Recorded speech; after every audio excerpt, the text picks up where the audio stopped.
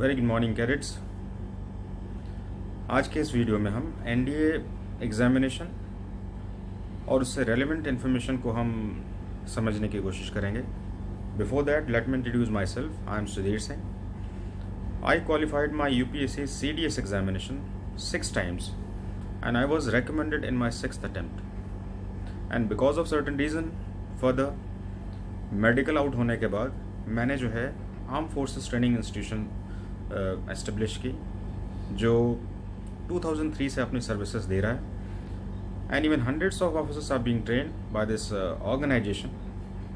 और मैं आज आपके कैरियर से रिलेटेड जो क्यूरीज हैं उनको बहुत ही प्रोफेशनली डील करूंगा। इसमें मैं यूपीएससी एनडीए की स्ट्रेटजी को कुछ अलग अलग डायमेंशन में सबसे पहले कैटेगराइज करूंगा, जिससे कि आप बहुत अच्छे से समझ जाएं।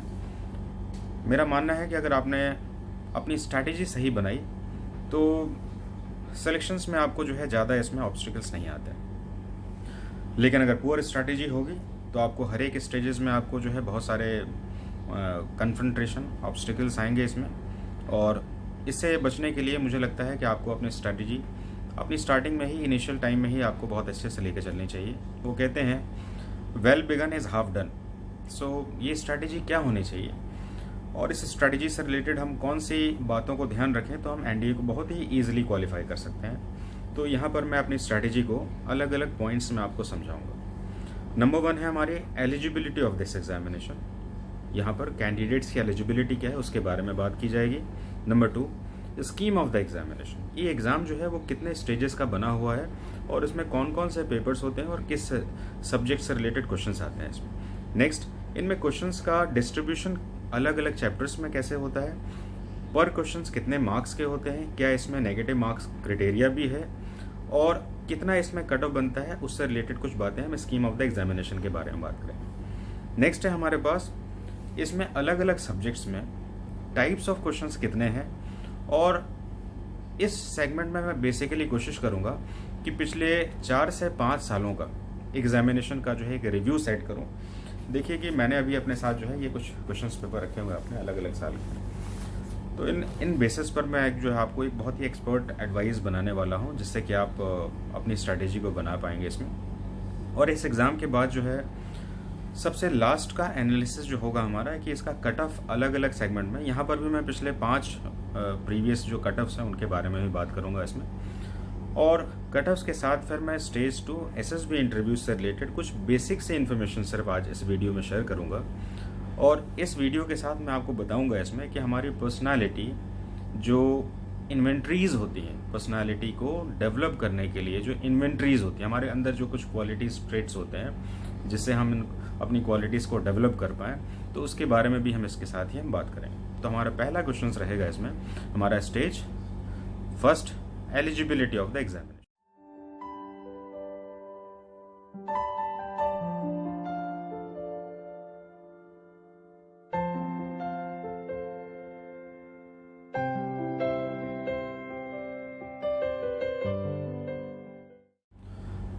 सो डियर कैडेट्स, जैसा कि मैंने बताया कि एलिजिबिलिटी ऑफ द एग्जामिनेशन जो कैंडिडेट्स की सबसे इनिशियल और प्रिलिमिनरी क्यूरीज होती है कि वो किस तरीके से अपने आप को एलिजिबल माने कि वो एग्ज़ाम के लिए एक सही कैंडिडेट है कि नहीं है। इस सेगमेंट को मेनली जो है जो हमारे पास जो क्यूरीज आती हैं वो मेनली 2 अलग अलग टाइप्स की क्यूरीज रहती हैं इसमें। पहली क्यूरीज एज रिलेटेड क्यूरीज होती हैं और दूसरी रिलेटेड हमारी क्यूरीज होती हैं उनकी एकेडमिक जो सब्जेक्ट्स होते हैं उनसे रिलेटेड जो क्यूरीज होती हैं। तो ये 2 अलग अलग कैटेगरीज में इनकी क्यूरी डिवाइडेड होती है।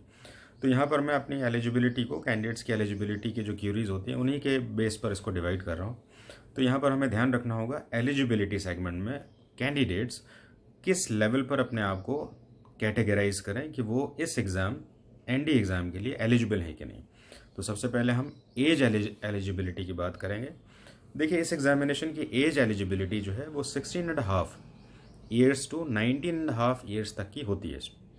ध्यान रखने की बात है 16.5 टू 19.5 ईयर्स का जो ये स्केल है, टाइम स्केल है, इसमें बहुत सारे क्लाउजेज हैं जिसको बहुत सारे कैंडिडेट जो है ओवरव्यू करते हैं। बहुत सारे कैंडिडेट्स हमारे पास 19 ईयर्स में आते हैं और कहते हैं कि सर हमारी एलिजिबिलिटी है अभी, क्योंकि 19.5 साल लिखा हुआ है इसमें। ध्यान रखना है इसमें 16.5 ईयर्स में कैंडिडेट्स एक अपेयरिंग कैंडिडेट्स में एक्सेप्ट किया जाता है और फॉर्म भरने की एलिजिबिलिटी उसकी 18.5 ईयर्स तक ही होती है। तो यहाँ पर 18.5 ईयर्स को कैसे एस्टिमेट करना है, इसके लिए मैंने थोड़ा सा होमवर्क किया, थोड़ा सा ध्यान रखेंगे इसमें। मान लेते हैं कि 2020 में अगर किसी को अप्रैल में एग्ज़ाम देना है, जो आने वाला अप्रैल, जिसको कोविड-19 जो हमारा पैंडेमिक है इसके कारण अभी एक्सटेंड हो गया है इसमें, और मोस्ट प्रोबेबली जो है ये जुलाई और अगस्त के बीच में होने के चांसेस ज़्यादा हैं इसके। तो मान लेते हैं कि अभी अप्रैल की एलिजिबिलिटी हो किसी की, तो वो एलिजिबिलिटी 16.5 to 19.5 के बीच में, उसको कैसे हमें मेज़र करना उसके बारे में बता रहा हूँ मैं आपको। ध्यान रखेंगे इसमें, थोड़ा सा दोबारा एक्सप्लेन कर रहा हूँ। एज एलिजिबिलिटी एनडीए के लिए 16.5 से लेकर 19.5 ईयर्स का जो स्केल है, ये 19.5 जो होता है वो एक्चुअली फॉर्म भरने का एज नहीं है। फॉर्म भरने का एज आपका 18.5 ईयर्स है, और इसको 2020 के नोटिफिकेशन में एज स्लैब का सेगमेंट क्या है, तो ये जो है 2 जुलाई 2001 टू 1 जुलाई 2004, हमें ध्यान रखना है इसमें। 2 जुलाई 2001 टू 1 जुलाई 2004 के बीच में जो भी कैंडिडेट का बर्थ हुआ है वहाँ पर वो इस एग्ज़ाम के लिए एलिजिबल है। आप इसको अगर थोड़ा सा कैलकुलेट करेंगे इसमें, तो आपका इसमें मैक्सिमम एज जो बाउंड्री आ रहा है वो 18.5 होगा। इसलिए 19.5 का जो सेगमेंट है वो एग्ज़ाम देने का सेगमेंट है, यानी कि फाइनल सिलेक्शन में हमारा जो है पूरा 1 साल का करीब लग जाता है इसमें। इसलिए कभी भी 19.5 को आप एग्जामिनेशन फॉर्म फिलअप करने का एज और अपनी प्रिपरेशन से रिलेटेड स्ट्रैटेजी में शामिल बिल्कुल नहीं करें। बहुत सारे कैंडिडेट्स हमारे पास जो है इस लैब को देखकर अपनी तैयारी को बहुत डिलेट कर देते हैं, और ये डिलेट करने के कारण जो है उनके सिलेक्शंस में बहुत सारी कॉम्प्लिकेशंस आती हैं। तो हम बात कर रहे थे अभी एज से रिलेटेड आपके जो है डाउट्स हैं। नेक्स्ट हम बात कर रहे थे आपके जो फिजिकल स्टैंडर्ड है उससे रिलेटेड, इससे भी बहुत सारे क्वेश्चंस आते हैं। बहुत सारे कैंडिडेट्स अपने हाइट को लेकर काफ़ी वरीड होते हैं इसमें, और कहते हैं कि सर हमारी हाइट क्या इस एग्जामिनेशन के लिए एलिजिबल है कि नहीं है इसमें। तो इसके लिए मैं आपको बता दूं, इसमें एक मिनिमल हाइट स्टैंडर्ड है 157 सेंटीमीटर्स का स्केल है। 157 सेंटीमीटर ये मिनिमम हाइट स्केल है जो कि जनरली एक्सेप्टेड है। लेकिन अगर आप एयरफोर्स के कैंडिडेट हैं इसमें, तो 162.5 सेंटीमीटर की हाइट आपकी एक्सेप्टेबल है। ध्यान रखने की बात है इसमें, इस हाइट और वेट का एक प्रोपोर्शन होता है, चार्ट होता है, जो मैं आपको इस वीडियो के साथ भी अटैच करके दूंगा इसमें। इसके साथ कुछ रिलैक्सेशन है हाइट के, जो कि आपके माउंटेन एरियाज़ में और जो कुछ ट्राइबल एरियाज़ हैं वहाँ पर जो है इसकी कुछ रिलैक्सेशन दी जाती हैं। तो नॉर्मली अगर हम इसको लेकर चलें तो 157 सेंटीमीटर हाइट है, और एयरफोर्स के लिए जाना चाहते हैं आप ही, तो 162.5 सेंटीमीटर की हाइट जो है आपकी एलिजिबिलिटी क्राइटेरिया है इसके लिए। तो हम अभी बात इसमें कर रहे थे कि हमारी एलिजिबिलिटी क्राइटेरिया को एकेडमिकली अगर देखें और इसमें फिजिकल स्टैंडर्ड में देखें तो हमें कौन कौन सी चीज़ों को देखना है इसमें। तो फिजिकल स्टैंडर्ड में हमारी हाइट 157 सेंटीमीटर है, और अगर हम एकेडमिक में देखें इसमें तो अपेयरिंग कैंडिडेट है और पास कैंडिडेट। 12th अपेयरिंग कैंडिडेट किसको कहते हैं इसमें भी बहुत सारे डाउट्स आते हैं हमारे पास। तो अपेयरिंग कैंडिडेट्स वो हैं जो अभी 12th में हैं अभी, यानी कि उन्होंने 11th पास कर लिया है और 12th में वो एनरोल्ड हो चुके हैं इसमें। 12th का मतलब है यहाँ पर या तो आप 10+2 की स्कीम में हो, या आप किसी भी स्टेट बोर्ड में 11-12th के स्कीम में हो। इसलिए यहाँ पर 10+2 इक्विवेलेंट का जो सेगमेंट दिया जाता है उसमें भी बहुत सारी कन्फ्यूजन्स आती हैं, तो यहाँ पर हमें ध्यान रखना होगा। तो एलिजिबिलिटी क्राइटेरिया में आप अपेयरिंग कैंडिडेट होने चाहिए, जिसमें कि आप या तो अपेयरिंग है या आप पास्ट कैंडिडेट हैं, क्योंकि एज का स्लैब बना हुआ है। एज ध्यान रखना है हमें 16.5 to 19.5 के बीच में। तीसरे सेगमेंट में आना चाहूँगा मैं इसमें कि हमें एनडीए स्पेशल एग्जामिनेशन के लिए हमारे सब्जेक्ट्स क्या होने चाहिए।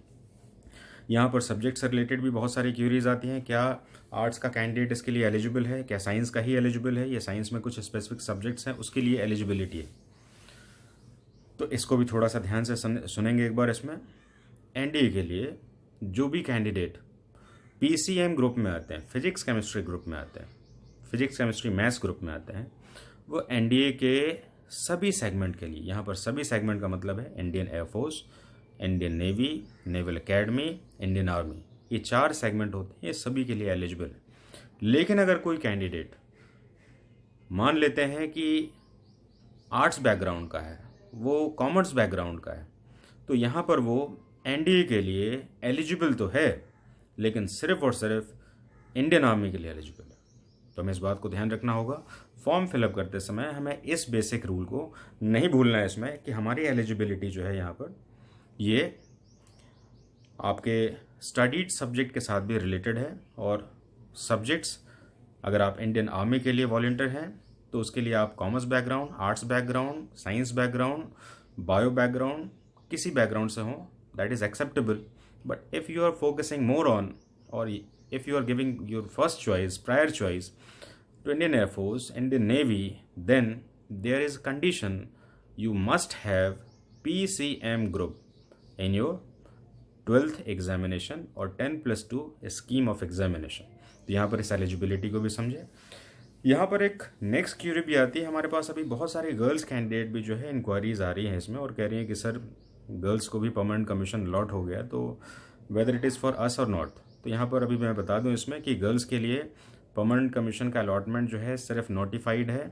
एनडीए में अभी तक गर्ल्स की एंट्री अभी तक परमिशेबल नहीं है, इसलिए एलिजिबिलिटी क्राइटेरिया में भी गर्ल्स एलिजिबल नहीं है। ओनली अनमैरिड मेल जिसकी हमने physical standard, academic standard, subject standard और जेंडर यानी कि मेल सिर्फ होना चाहिए, उनके बारे में बात किया। तो it means that we have covered the eligibility criteria.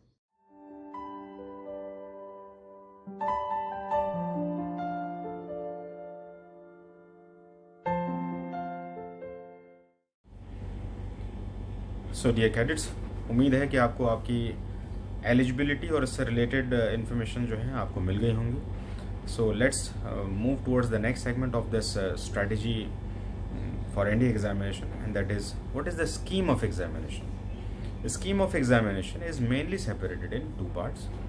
Part number 1 written examination, part number 2 SSB interviews. So why I am adding interview as well as written examination?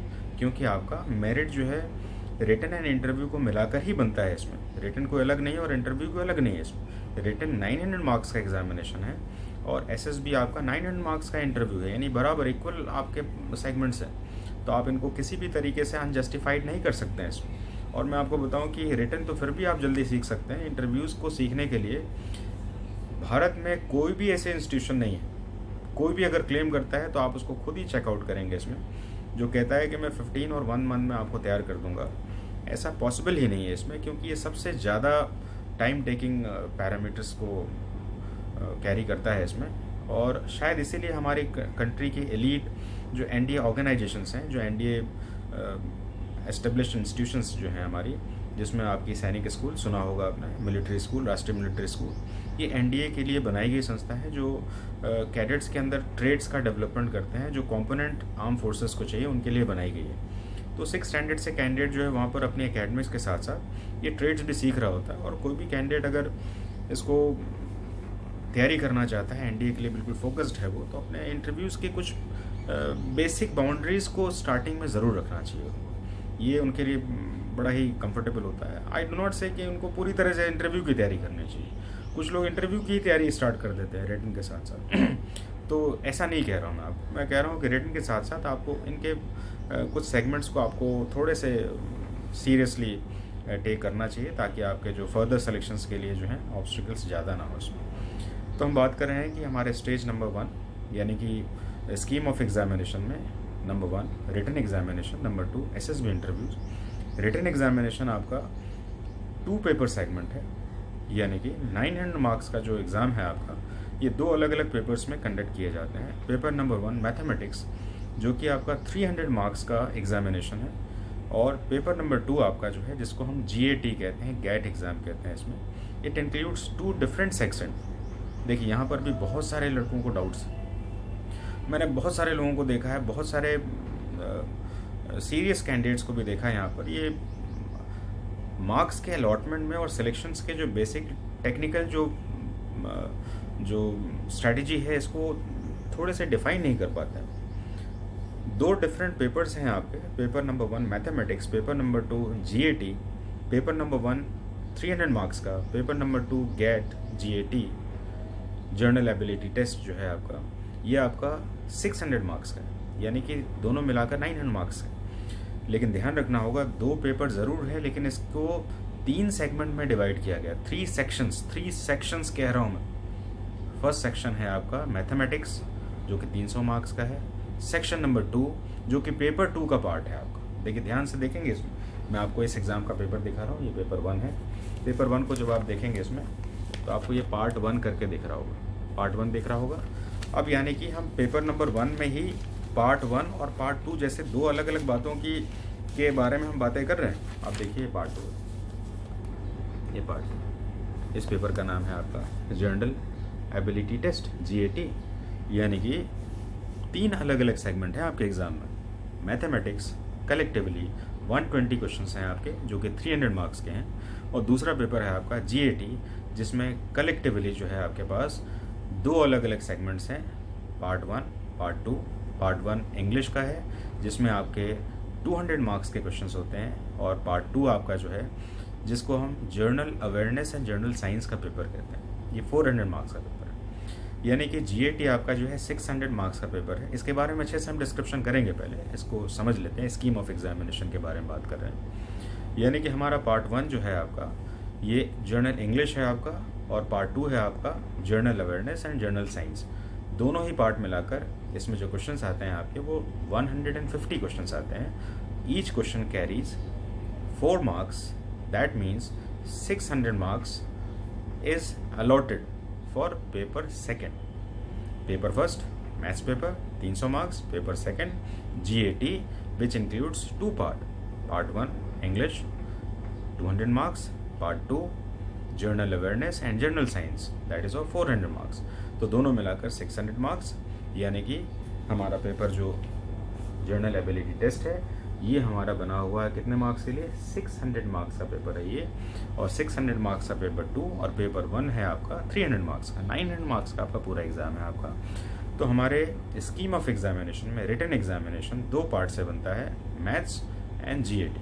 तो हम इस पेपर के साथ जब हम स्कीम ऑफ एग्जामिनेशन SSB में जाते हैं इसमें, तो मेरा आपको एडवाइस होगा कि आप SSB की तैयारी में अपने कौन से ऐसे सेगमेंट हैं जिसको आप बहुत ध्यान से थोड़ा सा सुनें। इसको हम कहते हैं इन्वेंट्री ऑफ पर्सनालिटी। देखिए बहुत ही प्रोफेशनल एडवाइस है जो कि मैं अपने रिटन के कैडेट्स को शेयर करता हूँ, हमेशा बताता रहता हूँ। पर्सनालिटी के इन्वेंट्रीज क्या हैं, इनको हम कैसे याद रखें। मैं इसके साथ वीडियो के साथ कुछ अटैच्ड फाइल करूँगा इसमें। इस चीज़ को बहुत ज़्यादा टेक्निकली आपको समझने की ज़रूरत नहीं है। इसको आप ओशियन OCEAN ओशियन वर्ड, सागर जैसा वर्ड, ओशन, इंग्लिश के ओशन वर्ड को याद करना, और इस वर्ड के साथ खुद को एसोसिएट करें रिटन की तैयारी के साथ। ओ का मतलब होता है ओपननेस। आप अपने आइडियाज़ आइडियोलॉजी को हमेशा ही ओपन करते रहें। कुछ लोग होते हैं, मैं ज़्यादातर देखता हूँ, ये बहुत ही साइलेंट रीडर्स होते हैं, वो देखते रहते हैं, वो सोचते हैं कि जब आएगा तो कुछ करेंगे। तो ये चीज़ें जो है एक्सेप्टेबल नहीं है इसमें, क्योंकि इससे आपके अंदर की आपकी इंट्रोवर्टशिप डेवलप होती है। इंट्रोवर्टशिप, आप अंतर्मुखी हो जाते हैं, ये बड़ा ही नेगेटिव पार्ट है आपका। तो इसके बारे में नेक्स्ट वीडियोस में ज़्यादा मैं क्लैरिफाई करूँगा। अभी तो हम रिटन के और थोड़े से SSB के सेगमेंट को बात कर रहा हूँ। तो इन्वेंट्रीज कौन कौन सी हैं जिनको रिटन के साथ शुरू कर देना चाहिए। ओशियन फार्मूला याद करना है। ओशियन में O का मतलब है ओपननेस, अपने आइडियाज़ को, थॉट्स को हमेशा ही ओपन अप करते रहिए, पार्ट ऑफ एक्सप्रेशन में भाग लेते रहिए, अपने फ्रेंड्स का एक ग्रुप बनाइए और हमेशा करंट अफेयर्स और न्यूज़ के कुछ इंपॉर्टेंट डिस्कशन पार्ट है उनको डिस्कशन करते रहिए। तो O के बाद C वर्ड आता है कॉन्शियसनेस। कॉन्शियसनेस का मतलब होता है कि आप अपने day to day life activities के साथ थोड़े से ज़्यादा कॉन्शियस रहें और उनको जो है हमेशा ही एक दूसरे के साथ शेयर करते रहें। इसमें कॉन्शियस में अगर आपको समझ में नहीं आता है तो आप एक न्यूज़पेपर का किसी भी करंट अफेयर्स लें और अपने आप को अपने फ्रेंड्स के सर्कल के साथ शेयर करते रहें और न्यूज़ सुनते रहें इसमें और बहुत सारी इन्फॉर्मेशन को कैरी करते रहें। तो कॉन्शियसनेस का एक सेगमेंट है, ये बेसिकली इंटरव्यूज़ में थोड़ा सा ज़्यादा डिस्क्राइब किया जाता है। अभी तो हम स्ट्रैटेजी के बारे में बात कर रहे हैं। तो ओशियन फॉर्मूले में O ओपननेस है, C का मतलब होता है कॉन्शियसनेस और E का मतलब होता है एक्सट्रोवर्टिज्म। एक्सट्रोवर्टिज्म का मतलब होता है कि हम सेल्फ के लिए नहीं ग्रुप के लिए और आउटर सराउंडिंग के लिए कुछ बातें करें हमेशा।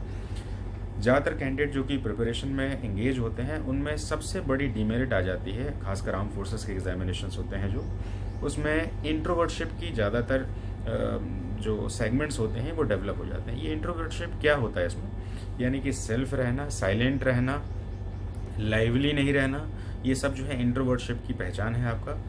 और एक्सट्रोवर्टिज्म में क्या होता है, ओपननेस होता है आपका, फ्रेंडली होता है आपका, कोऑपरेशन होता है इसमें, टॉकेटिव भी यानी कि ज़्यादा बात करना भी इसके एक पार्ट में से माना जाता है, एग्रीएबल अप्रोच भी होता है आपका, जो कि ओपननेस का ही पार्ट है आपका।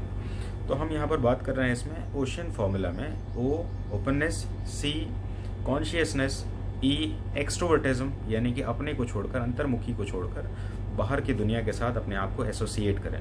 ए का मतलब है ओ सी ई, ए का मतलब है एग्रीएबल, यानी कि आप अपने कोऑपरेशन को एक्सटेंड करते रहें, हमेशा ही ग्रुप के साथ कुछ ऐसे थॉट्स को शेयर करें जिससे कि आपका social adjustability, social concern, responsibility और इस तरह के जो बॉन्डिंग है अपने फ्रेंड्स के बीच में, वो थोड़ा सा ग्रूम अप होता रहे इसमें। नेक्स्ट बात करूँगा जिसमें ओ सी ई ए एन, एन का मतलब होता है न्यूरोटिसिज्म। न्यूरोटिसिज्म का मतलब होता है कि जो कैंडिडेट इन सारे अबव फैक्टर्स के ऊपर काम नहीं कर रहे होते हैं, उनमें ज़्यादातर जो है नेगेटिव फॉर्म के जो ट्रेड्स होते हैं वो ज़्यादा लाउड हो जाते हैं, यानी कि उनमें सैडनेस की स्कोप्स जो हैं वो ज़्यादा होते हैं, उनमें डिप्रेशन के स्केल्स ज़्यादा होते हैं। ज़्यादा का मतलब है नॉर्मल स्केल ऑफ बाउंड्री से। इसको टेस्ट में कैसे चेक किया जाता है, आपको स्टोरी देंगे, 10 स्टोरी देंगे, 12 स्टोरी टीएटी का पार्ट होता है इसमें, तो आप में स्टोरी राइटिंग के फॉर्म में आप ज़्यादातर देखेंगे उसमें न्यूरोटिसिज्म में जाएंगे, सैडनेस में जाएंगे, इसमें आप में वो नेगेटिव स्ट्रेस वाली स्टोरीज ज़्यादा लिख रहे हैं इसमें। तो ऐसा इसलिए हो रहा है क्योंकि उनके day to day life activities में उन्होंने न्यूरोटिसिज्म के पार्ट को ज़्यादा एग्जाजरेट किया हुआ है। इससे अबव के जो स्केल्स हमने बात किए थे, जो पर्सनालिटी के इन्वेंट्रीज फॉर्म है आपके, उसके ऊपर उन्होंने काम नहीं किए हैं, जिसके कारण उनका न्यूरोटिसिज्म जो है स्केल एवरेज से अबव हो गया है और बाद में वो इंटरव्यूज़ की प्रिपरेशन में सबसे बड़े ऑब्स्टिकल होते हैं। तो मैंने यहाँ पर बात की आपके स्कीम ऑफ एग्जामिनेशन, जो कि स्टेज 1 रिटन एग्जाम है, स्टेज 2 जो कि आपका इंटरव्यूज़ स्केलिंग है, और इंटरव्यू स्केलिंग की तैयारी को आप रिटन के साथ साथ अपने ओशियन फॉर्मूला के साथ आराम से कर सकते हैं, जिसको मैंने शॉर्ट थोड़ा सा डिस्क्राइब किया है।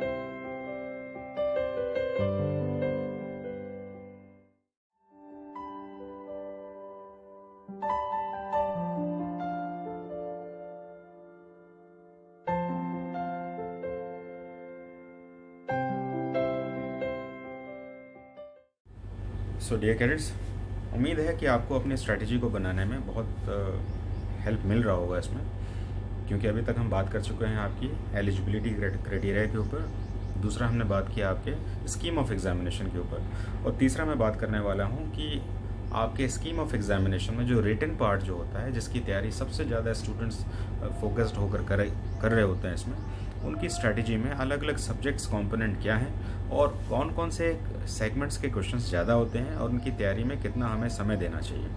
तो यहाँ पर स्कीम ऑफ एग्जामिनेशंस के मैं आपके क्वेश्चंस जो फॉर्मेशन स्ट्रैटेजी है उनके साथ मैं बात करूँगा। तो स्कीम ऑफ एग्जामिनेशन में हमने पढ़ा कि आपके स्कीम में पेपर 1 मैथमेटिक्स है, पेपर 2 जीएटी है। तो पेपर 1 का जो पार्ट है आपका, यानी कि आपका जो मैथमेटिक्स का पार्ट है आपका, जो कि 300 नंबर का आता है और इसमें 120 क्वेश्चन होते हैं इसमें। तो ये कौन कौन से क्वेश्चंस हैं और कौन कौन से सेगमेंट्स आते हैं जिनकी तैयारी आप फोकस कर सकते हैं, इसके लिए भी मैंने जो है पिछले 5 सालों के एग्जामिनेशन पेपर्स को एक थोड़ा सा रिव्यू किया है इसमें कि अलग अलग सेगमेंट्स कौन कौन से हैं, और कैंडिडेट्स जो है अगर इन सेगमेंट्स के ऊपर अपने एक बेसिक ऑब्जर्वेशन को रखेंगे इसमें, तो अपनी तैयारी में किस तरह से अपने मार्क्स को जो है थोड़ा सा बूस्ट अप कर सकते हैं इसमें, क्योंकि हमें पता है इसमें कि रिटन का मार्क्स जो है आपका वो आपका अचीवेबल है, वो आप अपने हार्ड वर्क कंपोनेंट से अचीव कर सकते हैं इसमें, क्योंकि इंटरव्यूज़ आपके हाथ में नहीं है उसमें कितना मार्क्स मिलेगा। तो आप जितनी स्ट्रैटेजी में अपने रिटन के ऊपर काम कर सकते हैं अच्छे से, तो मुझे लगता है कि आपके फाइनल मेरिट में आपको काफ़ी कंट्रीब्यूट करने वाला है इसमें।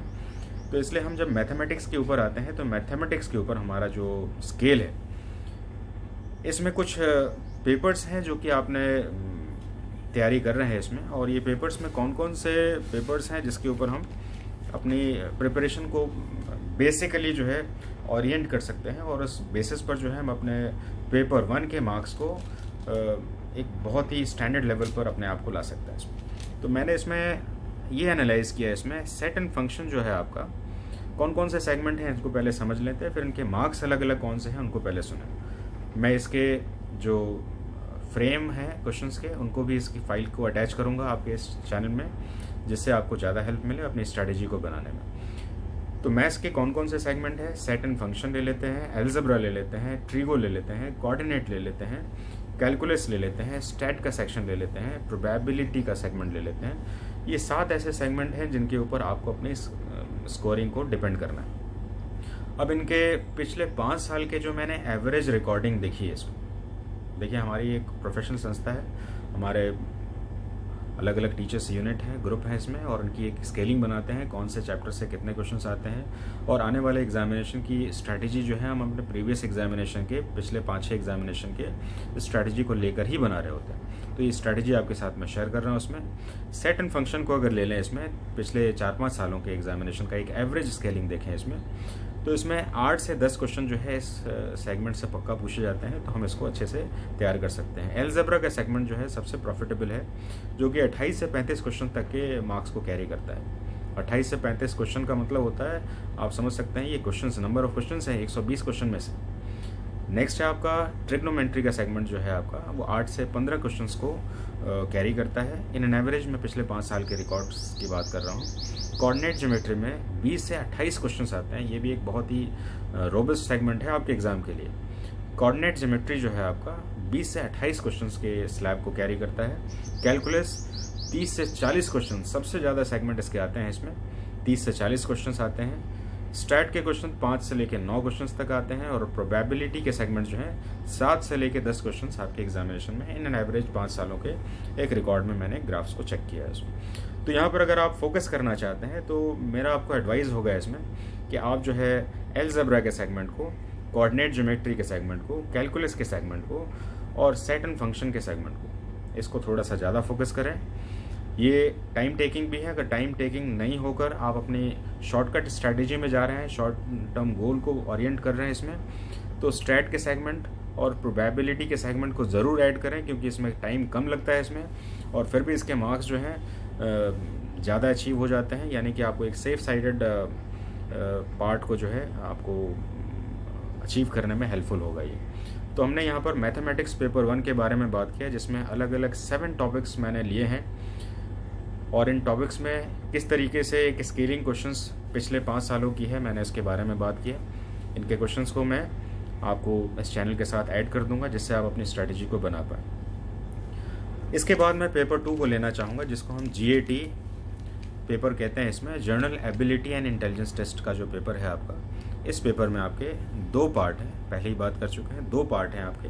पहला पार्ट है आपका इंग्लिश का, और दूसरा पार्ट है आपका जर्नल अवेयरनेस का एंड जर्नल साइंस का। देखिए ज़्यादातर कैंडिडेट जो हैं, जो NDA के लिए आते हैं हमारे पास, ये सबसे ज़्यादा इसी पेपर में जो है ज़्यादा वरीड होते हैं इसमें, और कॉन्शियस भी ज़्यादा होते हैं इसमें, क्योंकि मैथमेटिक्स और साइंस के पेपर जो है मोर देन 90% कैंडिडेट्स जो है वो पहले से ही अपने एकेडमिक शेड्यूलिंग में पढ़ के आते हैं और थोड़े अवेयर होते हैं इसके बारे में। लेकिन ये ऐसा पेपर है जिसकी अवेयरनेस कैंडिडेट्स में थोड़ी कम रहती है, और उनमें थोड़े डाउट्स भी ज़्यादा रहते हैं, क्या वो उसको पढ़ भी पाएंगे कि नहीं, और इनकी स्ट्रैटेजी बनाने में थोड़ी सी इनको ज़्यादा मेहनत करनी होती है। लेकिन अगर हम ध्यान से इसकी एग्जामिनेशन की थोड़ी सी स्ट्रैटेजी बना लें इसमें, तो मुझे लगता है कि आपको ये ज़्यादा प्रेशर लेने की ज़रूरत नहीं है, क्योंकि एग्जामिनेशन जो है UPSC का है।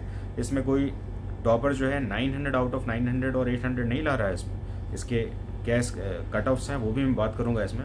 आप सोच सकते हैं इसमें कि आप इन एंड अराउंड 35 to 40% सिर्फ मार्क्स लाकर, अगेन मैं रिपीट कर रहा हूँ, 35 से 40% मार्क्स लाकर जो है इस एग्ज़ाम को आप ईजिली क्वालिफाई करते हैं। तो इसलिए आप बहुत ज़्यादा प्रेशर नहीं लीजिए, अपने स्ट्रेंथ पार्ट को देखिए, और स्ट्रेंथ पार्ट में जो सेगमेंट बढ़िया है उसी के ऊपर फोकस करें। हम यहाँ पर बात कर रहे हैं GAT general ability and intelligence test के पेपर के बारे में बात कर रहे हैं, जो कि आपका पेपर 1 ये 2 सेगमेंट में बना है। पेपर 1 जिसमें आपका इंग्लिश है, 50 क्वेश्चंस आते हैं इंग्लिश में, और 200 मार्क्स का पेपर है। ये एक स्कोरिंग पेपर है जो कि आपके एग्जामिनेशन की स्कोरिंग को बढ़ा देता है, और फिर आप जो है अपने इस स्कोरिंग पेपर के बेस पर जो है आप अपने फाइनल मेरिट में भी अपने प्लेस को बना सकते हैं। So let's start with English paper. English paper includes certain segments on which candidates should work out. Number 1, आपकी vocabulary segment. ये सबसे important आज के दिन में segment इसकी consider की जाती है।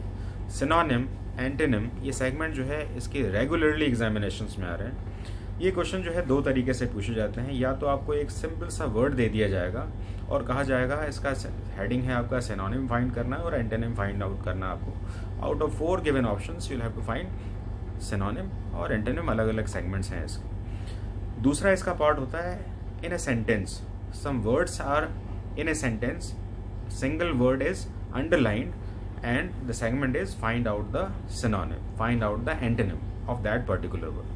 तो सेंटेंस में जब हम वर्ड को फाइंड आउट करते हैं तो थोड़ा सा ये ईजियर होता है, और जब हम स्पेसिफिकली एक वर्ड को दे दिया जाए और कहा जाए इसको हम फाइंड आउट करें तो थोड़ा सा डिफिकल्ट होता है। लेकिन स्टूडेंट्स की प्रॉपर स्ट्रैटेजी जो हम क्लासरूम में वर्ड्स देते हैं इसमें, उसके ऊपर चलें तो मुझे लगता है कि एक अचीवेबल टारगेट है। यहाँ पर आपको प्रेशराइज नहीं होना है। आप कोशिश करें कि 50 और 60% के एक स्लैब को ही सिर्फ कवर करने के लिए। इसमें नेगेटिव मार्किंग होती है, इसलिए नेगेटिव मार्किंग के सेगमेंट में आप जो है उतने ही क्वेश्चंस को अटेम्प्ट करें जो कि आपको लगता है कि इसमें कन्फर्मेशन है आपका। क्योंकि आप यहाँ पर अगर आपने एक भी रॉन्ग क्वेश्चन अटेम्प्ट किए तो आपका 1/3 मार्क्स जो है डिडक्ट हो जाएगा और बाद में आपकी सिलेक्शंस के लिए एक बहुत बड़ा ऑब्स्टिकल हो सकता है इसमें। तो हम बात कर रहे थे वोकेबुलरी, इंग्लिश का पहला पार्ट है आपका। दूसरा है phrasal verb and prepositional phrases जो है, ये सेगमेंट्स भी बीच में कभी आते हैं और कभी नहीं भी आते हैं, यानी कि ये फ्रिक्वेंटली नहीं आ रहे हैं अभी। नेक्स्ट है आपका सेंटेंस अरेंजमेंट्स, PQRS जो है एक बहुत ही कॉमन सेगमेंट है, रेगुलर प्रैक्टिस से बहुत आसानी से हो जाता है इसमें। PQRS सेगमेंट्स के साथ एक दूसरा सेगमेंट आता है S1 एंड S6। PQRS का एक एक्सटेंडेड फॉर्म है आपका, जिसमें सेंटेंस को थोड़ा सा लेंथियर बनाया जाता है, S1 एंड S6। तो इस सेगमेंट को भी थोड़ा सा चेक करें। जिन स्टूडेंट्स का कॉम्प्रहेंशन पार्ट यानी कि रीडिंग हैबिट का जो पार्ट है आपका, जो आप समझ पा रहे हैं, उनको S1 S6 के क्वेश्चंस को अटेम्प्ट करना ज़रूर से ज़रूर चाहिए, क्योंकि इसमें बहुत बढ़िया स्कोरिंग हो जाती है। नेक्स्ट है आपका स्पॉटिंग एरर्स। इसमें इन एवरेज जो है आपका 5 क्वेश्चंस आते हैं इसमें, और स्पॉटिंग एरर्स के सेगमेंट में भी जो है आपका बेसिक ग्रामर का पार्ट आता है इसमें। प्रीवियस अगर मैं 3-4 साल के एग्जामिनेशंस को अगर मैं यहाँ पर फोकस करूँ तो मैंने यहाँ पर देखा है कि स्पॉटिंग एरर्स के पार्ट में सिंटेक्स, सब्जेक्ट, वर्ब, एग्रीमेंट का पार्ट जो है ये बहुत ज़्यादा रोबस्ट पार्ट है। तो कैंडिडेट्स को मेरा एडवाइस होगा कि आप जो है सिंटेक्स, सब्जेक्ट, वर्ब, एग्रीमेंट के पार्ट को थोड़ा सा अच्छे से स्टडी करें। जब हम सिंटेक्स के बारे में बात कर रहे हैं तो हमें ध्यान रखना चाहिए, सिंटेक्स का मतलब होता है सब्जेक्ट एंड वर्ब एग्रीमेंट। तो सब्जेक्ट क्या क्या है? नाउन, प्रोनाउन, ये आपका एक सिंटेक्स में सब्जेक्ट का रोल प्ले करता है। तो नाउन प्रोनाउन का चैप्टर भी इसमें आता है आपका, और वर्ब तो इसमें चैप्टर है ही। तो नाउन प्रोनाउन का चैप्टर और वर्ब का चैप्टर इसके सबसे इंपॉर्टेंट पार्ट हैं, जिसको अगर आपने अच्छे से स्टडी किया तो आपके जो है 4 टॉपिक तो आराम से क्लियर हो जाएंगे। तो ध्यान रखें, इसमें सिंटेक्स के पार्ट के क्वेश्चंस मैं देख रहा हूँ, इनका शेयर जो है अराउंड 30 और मोर देन 30% जो है आपका पॉसिबल एरर्स में आ रहा है अभी। नेक्स्ट पार्ट है आपका कॉम्प्रहेंशन का पार्ट। कॉम्प्रहेंशन रेगुलरली आता है। कभी कभी कॉम्प्रहेंशन के पार्ट को क्लोज टेस्ट के साथ एसोसिएट किया जाता है। क्लोज टेस्ट यानी कि एक पैराग्राफ में फिल अप द ब्लैंक्स दे दिया जाता है और कहा जाता है just fill up the blanks with the proper appropriate given words, यानी कि आपको वही कॉम्प्रहेंशन का पार्ट या तो आप क्वेश्चंस के साथ सॉल्व करिए या उसी पैराग्राफ में बीच बीच में फिल अप द ब्लैंक्स हैं, जिसको आपको गिवन वर्ड्स के साथ जो भी आपके सब्स्टिट्यूट्स हैं, जो भी आपके ऑप्शनल आपको लगता है इसमें सही है, उसको आप फिलअप कर सकते हैं। इसके लिए आपको एक रीडिंग हैबिट को डेवलप करना चाहिए। हम यहाँ पर स्ट्रैटेजी के बारे में बात कर रहे हैं, इसलिए एग्ज़ाम की स्ट्रैटेजी में कॉम्प्रहेंशन का पार्ट भी एक बहुत ही अच्छा सेफ साइड स्कोरिंग पेपर होता है। अगर आप मेरे से पूछें कि इंग्लिश में हमें कौन सा पार्ट फोकस करना है जिससे हमारी स्कोरिंग बढ़ जाए और हम डेफिनेटली इसमें पास हो गए, तो मैं आपको कहूँगा एग्ज़ाम से पहले 101% अगर आप पास होना चाहते हैं, मैं आपको बिल्कुल श्योरिटी बताता हूँ जो स्ट्रैटेजी है हमारी, कॉम्प्रहेंशन के पार्ट, PQRS के पार्ट की रेगुलर प्रैक्टिस स्टार्ट कर दीजिए, आपका 30% 100% क्लियर हो जाएगा। और बाकी आपके जो क्लासरूम में या आपने जो ग्रामर्स पढ़ी है इसमें, उस ग्रामर के सेगमेंट को आप जो है ईजिली अचीव कर सकते हैं। यानी कि ये एग्ज़ाम जो है 200 मार्क्स में से किसी भी तरीके से 100 मार्क्स से कम लाने का है ही नहीं। आराम से आप 100 नंबर को अचीव कर सकते हैं। तो हम यहाँ पर बात कर रहे हैं इंग्लिश के पेपर की। अब मैं बात करना चाहूँगा पेपर 2 में जो दूसरा पार्ट है। पेपर 2 कौन सा है? GAT, general ability test. तो पेपर 2 का जो है दूसरा पेपर जो है आपका, जिसको journal awareness and journal science कहते हैं, उसके बारे में बात करूँगा। इस पेपर में आपके जो है 400 नंबर आते हैं। इसमें 200 नंबर आपका आता है जर्नल साइंस में और 200 नंबर आता है जर्नल स्टडीज़ में।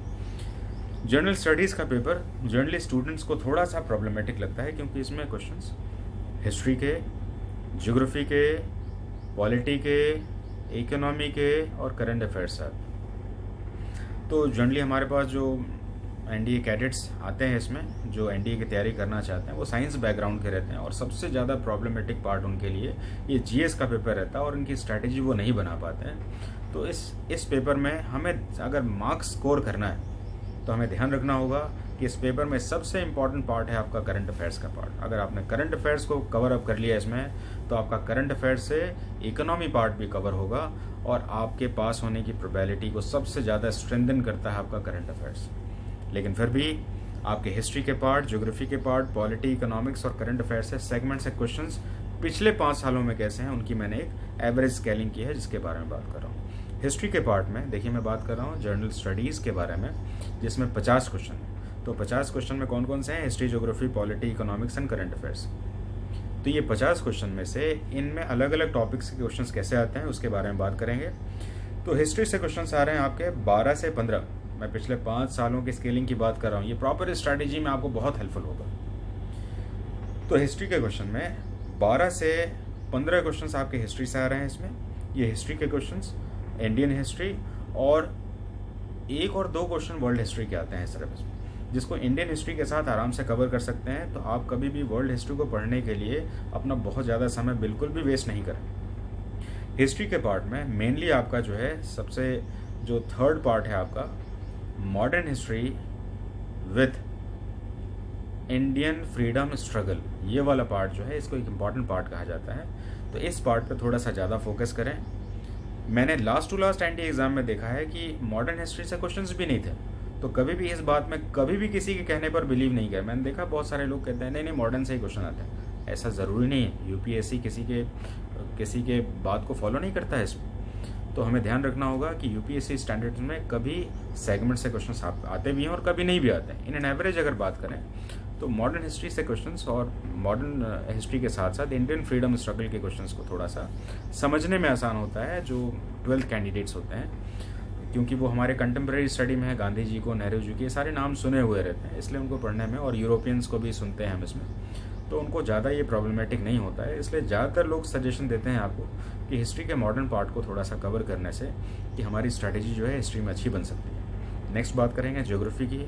ज्योग्राफी के क्वेश्चंस आपके 12 से 15 क्वेश्चंस आते हैं। ये 12 से 15 क्वेश्चन जो हैं आपके वर्ल्ड ज्योग्राफी से और इंडियन ज्योग्राफी को मिलाकर आते हैं। यहाँ पर जो केस है वर्ल्ड ज्योग्राफी के 60% क्वेश्चंस आते हैं और इंडियन ज्योग्राफी से 40% क्वेश्चंस आते हैं। ये मैंने एक एवरेज स्केलिंग पर क्वेश्चंस को मैंने फ्रेम किया। 12 से 15 क्वेश्चंस ज्योग्राफी के आते हैं, जिसमें वर्ल्ड ज्योग्राफी डोमिनेट करता है। इंडियन ज्योग्राफी जो है इसके बाद का दूसरा इंपॉर्टेंट सेगमेंट है। वर्ल्ड ज्योग्राफी में कैसे आते हैं क्वेश्चंस इसमें, जैसे कि मान लेते हैं what is the shape of the earth. मान लेते हैं कि अभी इंडिया में अगर टाइम ये हो रहा है तो ब्रिटेन में टाइम क्या होगा। ये वर्ल्ड ज्योग्राफी के सेगमेंट से क्वेश्चंस आते हैं। इंडियन ज्योग्राफी में क्या आपका कि हमारे जितने भी नेशनल पार्क हैं हमारे, उसमें north to south, south to north, ऐसे करके क्वेश्चन अरेंज करने होते हैं। तो मैंने एक एग्जाम्पल दिया कि ज्योग्राफी के क्वेश्चन के एग्जाम्पल्स पैरामीटर्स कैसे होते हैं। नेक्स्ट हम बात करेंगे पॉलिटी के क्वेश्चन के लिए। इंडियन पॉलिटी एंड कॉन्स्टिट्यूशन, भारतीय राज्य व्यवस्था और संविधान, ये एक सेगमेंट इंपॉर्टेंट है। ये स्टूडेंट का एक थोड़ा सा फेवरेट टॉपिक होता है, क्योंकि इसको कंटेम्प्रेरी पार्ट में भी जो है इसको समझा जा सकता है। जैसे कि हम मान लेते हैं आर्टिकल 370 का एब्रोगेशन अभी ख़त्म किया गया था जम्मू कश्मीर से, तो ये हमेशा ही करंट अफेयर से कुछ ना कुछ क्वेश्चन इसको कोरिलेट कर देते हैं इसमें। तो कॉन्स्टिट्यूशन का पार्ट जो है मुझे लगता है कि एक इंटरेस्टिंग पार्ट होता है। कैडेट्स इसमें काफ़ी एंजॉय करते हैं इसको, अगर ठीक से उसको समझा जाए तो ये बहुत ही इंटरेस्टिंग पार्ट है और आप स्कोर कर सकते हैं। मैंने इसकी स्केलिंग में देखा है इसमें कि 10 से 12 क्वेश्चंस आते हैं और इन एन एवरेज स्टूडेंट जो है इसमें 7 से 8 क्वेश्चंस कर लेते हैं। तो आप एक कॉन्स्टिट्यूशन को अपना एक स्ट्रेंथ पार्ट माने और इसके क्वेश्चंस को हमेशा ही करने की कोशिश करें। नेक्स्ट है आपका इकोनॉमिक्स। इकोनॉमिक्स में कुछ बेसिक डायमेंशन है 5 ईयर प्लानिंग्स को, जो कि आज के दिन में जो है 5 ईयर प्लानिंग्स की स्ट्रैटेजी तो है नहीं हमारे पास। पहले हमारी प्लानिंग कमीशन के थ्रू बनाई जाती थी, अब इसके लिए नीति आयोग है। तो ऐसे कुछ चेंजेस जो कि 5 ईयर प्लानिंग से रिलेटेड, 1 ईयर प्लानिंग से हॉलीडे प्लान, हॉलीडे है आपका, रोलिंग प्लान है, इसके क्वेश्चन जो है फ्रिक्वेंटली आपके एग्जाम में आते हैं। तो इससे रिलेटेड कुछ इकोनॉमिक्स के सेगमेंट जो है हमेशा तैयार कर लें आप। इसमें इकोनॉमिक्स से रिलेटेड 1 से लेकर 3 क्वेश्चन रहते हैं हमेशा, और ये भी ज़्यादातर जो है आपके करंट से ही रिलेटेड रहते हैं। यानी कि करंट में कैसे आते हैं, प्रेजेंट रेपो रेट क्या है आपका, बैंक ने अगर कोई नए स्कीम्स को लॉन्च किया आपने, अगर बैंक्स का मर्जर हो गया है इसमें तो कौन से बैंक्स का मर्जर हुआ है, ऐसे करके क्वेश्चन जो है वो करंट से ज़्यादातर फोकस किए जाते हैं आपकी इकोनॉमी पार्ट से। नेक्स्ट हम करंट अफेयर्स के सेगमेंट को लेते हैं। करंट अफेयर के सेगमेंट काफ़ी प्रॉफिटेबल है, इसको अपने डे टू डे लाइफ का एक पार्ट बना लीजिए, मेरे हिसाब से बहुत बढ़िया होगा और इसकी स्कोरिंग बढ़ जाती है इसमें। करंट में कैसे कवर करें करंट को, करंट में आप एक नोटबुक बनाइए घर में, और इस नोटबुक में international, national, sports, defence, person in news, place in news, science and technology, ये सभी स्ट्रक्चर्स को हम अपने कैडेट्स के साथ रेगुलरली करते हैं और बहुत अच्छा इसका रिजल्ट भी आता है इसमें। जैसे कि मान लीजिए स्पोर्ट्स कॉलम बनाया, और स्पोर्ट्स कॉलम में एक रेगुलरली आपने मेंटेन किया 2019 में विंबलडन सिंगल जो विमेन चैंपियन है वो कौन, तो ऐसे करके क्वेश्चन आप स्पोर्ट्स कॉलम में आराम से बना सकते हैं। डिफेंस के सेगमेंट के क्वेश्चन, क्योंकि डिफेंस एग्जामिनेशन में है तो जाहिर सी बात है इसके क्वेश्चन थोड़े से ज़्यादा पूछे जाते हैं। तो डिफेंस के आपके रेगुलर आर्मी, नेवी, एयरफोर्स के कमांड्स, इंपॉर्टेंट हेडक्वार्टर्स, इंस्टीट्यूशंस और उनका प्लेस, जैसे कि IMA का लोकेशन क्या है, इंडियन मिलिट्री एकेडमी का है, NDA नेशनल डिफेंस एकेडमी का इंस्टीट्यूशन कहाँ लोकेटेड है इसमें, ऐसे करके क्वेश्चन जो है थोड़े से आर्म फोर्सेस बैकग्राउंड से भी रखे जाते हैं इसमें। कुछ क्वेश्चन जो है मैं देखता हूँ कि रैंक्स इक्विवेलेंट्स रिलेटेड क्वेश्चंस भी आते हैं इसमें, कि अगर इंडियन आर्मी का कोई कर्नल है इसमें तो एयरफोर्स में वो रैंक किस रैंक के इक्विवेलेंट होगा, तो इक्विवेलेंट से भी रिलेटेड आप क्वेश्चंस को थोड़ा सा प्रिपेयर कर लें इसमें, तो आपका जर्नल अवेयरनेस का पेपर जो है बहुत अच्छे स्ट्रैटेजी में तैयार हो सकता है इसमें। नेक्स्ट बात करूंगा आपका जर्नल साइंस का। जर्नल साइंस के सेगमेंट में जो है आपका फिजिक्स, केमिस्ट्री, बायोलॉजी आता है। फिजिक्स का सेगमेंट इसमें डोमिनेट करता है इसमें। ये आपका जर्नल साइंस 200 मार्क्स का सेगमेंट है, मैं पहले ही बता चुका हूँ। जर्नल साइंस में भी 50 क्वेश्चंस आते हैं, एक क्वेश्चन 4 मार्क्स कैरी करता है, यानी कि 200 मार्क्स का पेपर हुआ। तो फिजिक्स का सेगमेंट जो होता है वो डोमिनेट करता है इस पेपर में।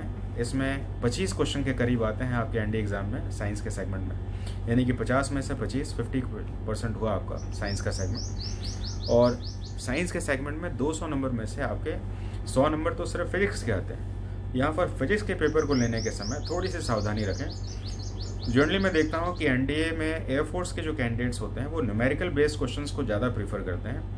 NDA में न्यूमेरिकल बेस्ड क्वेश्चन ज़्यादा नहीं होते, इसलिए आप न्यूमेरिकल बेस्ड क्वेश्चंस को ज़्यादा प्रीफर नहीं करें यहाँ पर। ये न्यूमेरिकल डोमिनेंस पेपर नहीं है आपका, थोड़ा सा अप्रोच को ज़्यादा आप इसको स्टडी करें, तो मुझे लगता है फिजिक्स के पेपर में आपकी स्कोरिंग बढ़ जाएगी, क्योंकि पहले से ही पढ़ा हुआ पेपर है आपका ये, और एक फ्रेंडली पेपर है आपका। केमिस्ट्री में, केमिस्ट्री और बायोलॉजी इसके बाद की रेटिंग में आते हैं इसमें। अगर मैं इसके पिछले 5 सालों की एक स्केलिंग निकालूं तो फिजिक्स में जो है 25 क्वेश्चन के करीब आते हैं आपके, केमिस्ट्री में 15 क्वेश्चन के करीब हैं, और बायोलॉजी में आपका जो है जो लाइफ साइंस से रिलेटेड क्वेश्चन हैं वो 10 क्वेश्चन के करीब आते हैं। टोटल क्वेश्चन जो है आपके साइंस में 50 हैं, और मार्क्स इसके जो हैं 200 मार्क्स। तो इस तरीके से हम अपने एग्जामिनेशन को थोड़ा सा अप्रोच कर सकते हैं। और हमने सेगमेंट में बात किया कि हमने पेपर 1 और पेपर 2 जो है हमारा, पेपर 1 मैथमेटिक्स और पेपर 2 आपका जनरल एबिलिटी टेस्ट जो है आपका, जनरल इंटेलिजेंस टेस्ट जो है आपका, उसमें हमारी अलग अलग पेपर में कौन कौन से सब्जेक्ट्स आते हैं और अलग अलग सब्जेक्ट्स की हमारी किस स्केलिंग पर जो है हम अपने आप को तैयार कर सकते हैं इसमें। सो डियर कैडेट्स, यहाँ पर एक बहुत ही बेसिक इन्फॉर्मेशन मैं शेयर करना चाहूँगा कि NDA एग्जामिनेशन जो है ये 2 पेपर स्लैब एग्ज़ाम है इसमें। Paper 1 mathematics, paper 2 GAT general ability test है आपका। तो जनरली स्टूडेंट सोचते हैं कि पेपर 1 में पास होना और पेपर 2 में पास होना, जबकि स्ट्रैटेजी हमारी ये होनी चाहिए कि पेपर 1 मैथमेटिक्स जो एग्रीगेट 120 मार्क्स को क्वेश्चंस को कवर करता है 300 मार्क्स के लिए, लेकिन पेपर 2 जो है ये थोड़ा सा डिफरेंट नेचर है, इसमें 2 अलग अलग पेपर्स हैं, पेपर 1 इंग्लिश और paper 2 journal awareness and journal science. यानी अगर हम कलेक्टिवली अगर बात कहें कि एनडीए में हमारे पेपर कितने हैं, तो 2 पेपर में 3 सेगमेंट। यही बात स्टूडेंट्स हमेशा ही ओवरव्यू करते हैं और यहाँ पर उनकी स्ट्रैटेजी जो है उनको एक रिजेक्शन तक लेके जाती है। हमें ध्यान रखना होगा यूपीएससी की नॉर्म्स में ये तीनों ही सेगमेंट में हमारी एवरेज जो पासिंग जो स्ट्रैटेजी होनी चाहिए हमारी, वो 25% मार्क्स की मिनिमम एलिजिबिलिटी। यानी पेपर 1 मैथमेटिक्स में 25% मार्क्स मिनिमम लाना है आपको, पेपर 2 इंग्लिश में 25% मार्क्स मिनिमम लाना है आपको, paper 3 journal awareness and journal science paper में आपको 25% मार्क्स का जो है स्लैब आपको लेके आना है। यानी कि 2 पेपर में 3 सेगमेंट्स हैं, और ये बातें अगर आपने ध्यान रखी तो आपकी स्ट्रैटेजी बहुत अच्छी होगी। मेरे पास बहुत सारे ऐसे एग्जाम्पल्स हैं, एक एग्जाम्पल शेयर करूँगा। 2017-18 बैच में हमारे पास एक कैडेट था, इसमें उसके कट ऑफ मार्क्स से अराउंड 40 मार्क्स ज़्यादा थे। उसने मुझे बताया कि सर मेरा कट ऑफ मार्क्स से ज़्यादा है, फिर भी मेरा सिलेक्शन नहीं हुआ। तो रिटन सिलेक्शन क्यों नहीं हुआ? क्योंकि उसने सोचा कि मेरा पेपर मैथ्स में पास है, 25% से ऊपर है इसका, और पेपर 2 आपका जीएटी में भी 25% से ऊपर है। ध्यान रखना है इसमें पेपर 2 2 सेक्शन से बना हुआ आपका, section 1 English, section 2 journal awareness and intelligence, journal awareness and journal science.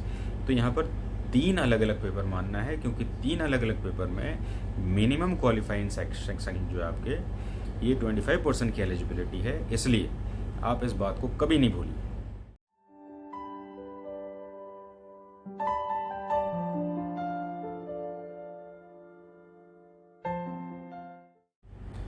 So well cadets, हमने अपनी एनडीए स्ट्रैटेजी से रिलेटेड कुछ बेसिक इन्फॉर्मेशन को अलग अलग फ्रेमवर्क में समझा है इसमें, जिसमें कि हमने eligibility criteria, scheme of examination, questions and types of questions in different segment of the examination, paper 1 paper 2, और कितने मार्क्स का अलॉटमेंट है उसके बारे में बात किया। इस स्टेज में हम बात करेंगे इनके कट ऑफ्स क्या है हमारे पास, और कट ऑफ से रिलेटेड इन्फॉर्मेशन हमारी प्रिपरेशन में एक बहुत बढ़िया स्ट्रैटेजी रोल प्ले करती है, क्योंकि हम इस एग्जामिनेशन में, एनडीए एग्जामिनेशन में, एक नेगेटिव स्केलिंग के साथ भी जाते हैं। इसलिए हमें ध्यान रखना है इसमें कि हम सारे क्वेश्चंस को अटैम्प्ट नहीं करें, और हम वही क्वेश्चंस को अटैम्प्ट करें जिसमें कि हमारा कॉन्फिडेंस हाई है, इसमें कॉन्फिडेंस बढ़िया है। और अगर हमने इसमें थोड़ा भी गैम्बलिंग किया है, इसमें थोड़ा भी ब्लफिंग किया है इसमें, तो हमारी स्केलिंग जो है डाउन जा सकती है। और जनरली ऐसा ही होता है, क्योंकि बहुत सारे कैडेट्स को मैं देखता हूँ कि वो एग्ज़ाम से आते हैं और कहते हैं कि मैंने मैथमेटिक्स के पेपर में 120 क्वेश्चंस में से सारे ही क्वेश्चंस कर दिए हैं इसमें। जीएटी में आउट ऑफ 600 जो है मुझे लगता है 500 मार्क्स स्कोर होगा इसमें।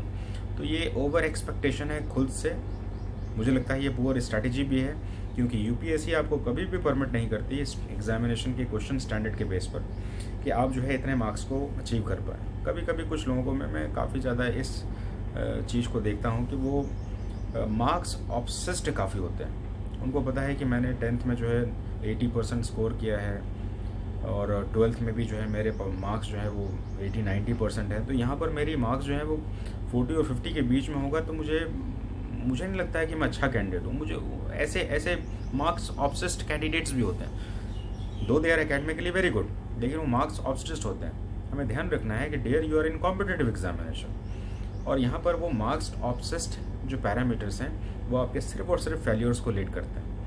हमें ध्यान रखना होगा सारे क्वेश्चंस अलग अलग सेगमेंट्स के हैं, लेकिन किसी भी एक कैंडिडेट के लिए पॉसिबल नहीं है कि सारे सेगमेंट के ऊपर वो अपना कमांड को कर पाए। मैं ये नहीं कह रहा हूँ कि सारे क्वेश्चंस बहुत ही हार्ड हैं और नहीं अचीवेबल हैं। I am not saying this, I am just saying that even questions are simple, even they are above average as it is conducted by UPSC examination, but it is not possible that you can be the mastery of different segments. अगर आपने science paper पढ़ा हुआ है तो arts पे आपका command कम होगा, तो जाहिर सी बात है कि आपकी स्कोरिंग जो है एक एवरेज स्केलिंग में जानी चाहिए, और इसी के लिए आप जो है ओवर प्रेशर ना हो।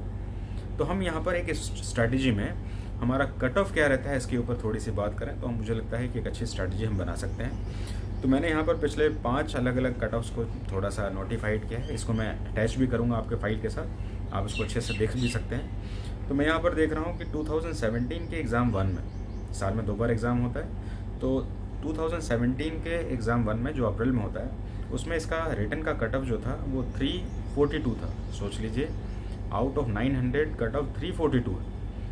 2017 के सेकंड पार्ट में 258 कट ऑफ चला गया। सोच सकते हैं कितना कम कट ऑफ।